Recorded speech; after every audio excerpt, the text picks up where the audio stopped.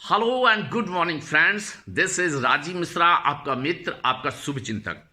मित्रों, जैसा कि हमने पहले बात की है कि हमारे जो टारगेट्स हैं उस तक पहुंचने से पहले हमें बहुत सारे अवरोधों का, बहुत सारी दिक्कतों का, बहुत सारी परेशानियों का सामना करना पड़ता है।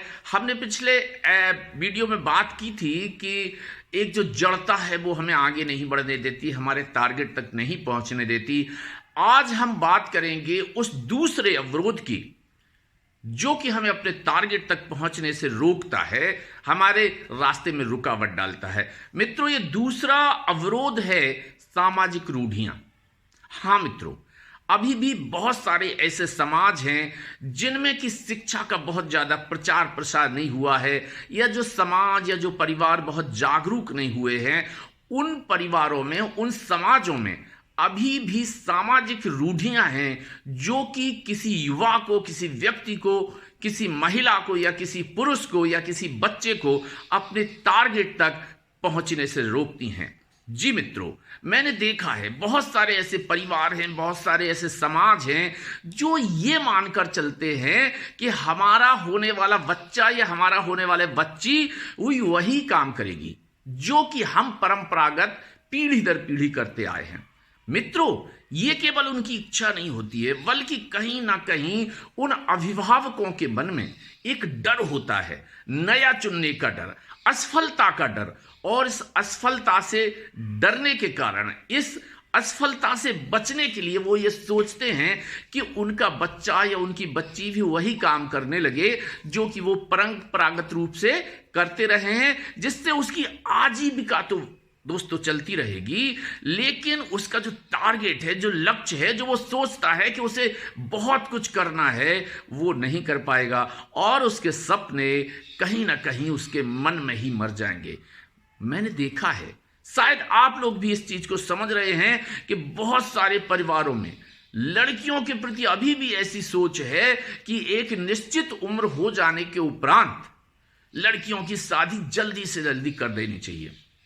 मित्रों, मैं ये नहीं कहता कि शादी करने से हम टारगेट को प्राप्त करने में असफल हो जाएंगे, लेकिन कहीं ना कहीं ये बात तो सच है कि विवाह या शादी करने के बाद टारगेट के प्रति हमारा जो संकेंद्रण है, जो हमारी सोच है, हमारा जो ध्यान है, वो कहीं ना कहीं थोड़ा बढ़ता है और ऐसी स्थिति में टारगेट को प्राप्त करना कठिन हो जाता है।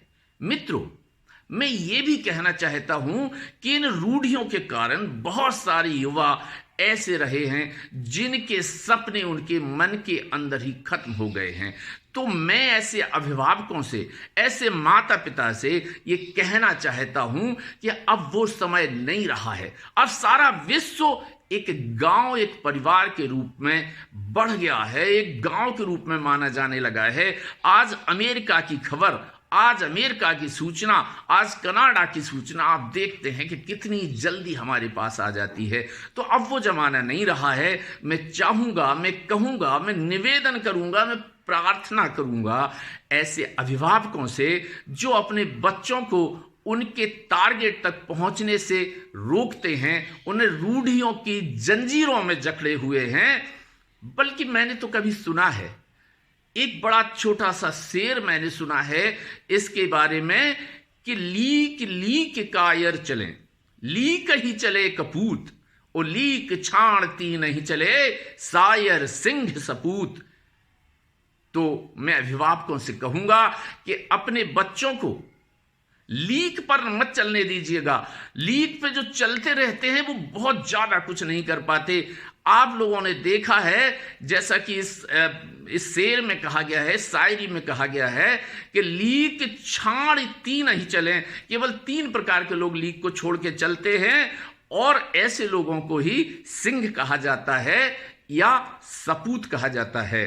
तो मेरा निवेदन है कि इन रूढ़ियों से मुक्त करें अपने बच्चों को, युवाओं को, और उन्हें अपने सपनों की उड़ान उड़ने दीजिएगा, उनके लिए प्रयास करने दीजिएगा। और मैं ये मानता हूं कि बच्चे, युवा या कोई भी व्यक्ति जब अपने सपनों के लिए खुलकर पंख फैलाकर उड़ेगा तो वो देर सवेर, भले ही समय लगे, लेकिन वो अपने टारगेट को जरूर प्राप्त कर लेगा।